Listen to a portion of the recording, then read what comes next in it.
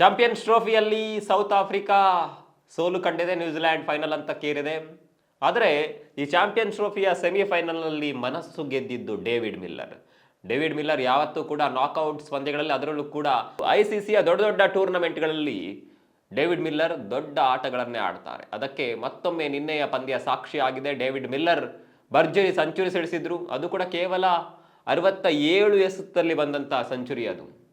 ಕಳೆದ ಬಾರಿಯ ವಿಶ್ವಕಪ್ ಸಂದರ್ಭದಲ್ಲೂ ಕೂಡ ಡೇವಿಡ್ ಮಿಲ್ಲರ್ ಆಸ್ಟ್ರೇಲಿಯಾ ವಿರುದ್ಧದ ಸೆಮಿಫೈನಲ್ನಲ್ಲಿ 100 ರನ್ ಬಾರಿಸಿದ್ರು.